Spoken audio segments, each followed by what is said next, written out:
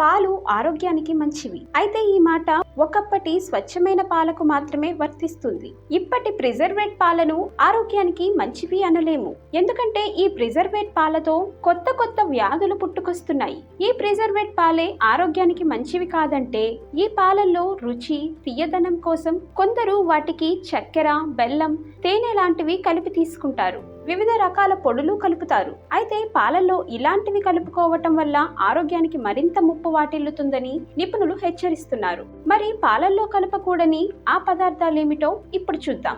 చక్కెర.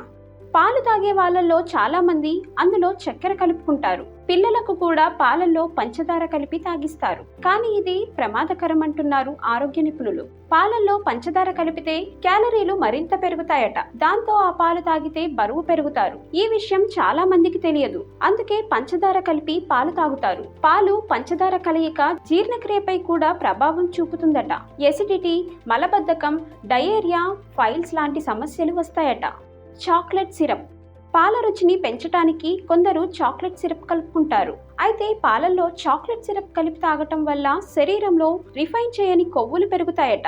ఇది కూడా బరువు పెరగటానికి, రక్తంలో షుగర్ లెవెల్స్ పెరగటానికి కారణమవుతుంది. పలు రకాల ఆరోగ్య సమస్యలకు దారితీస్తుంది. కెఫిన్.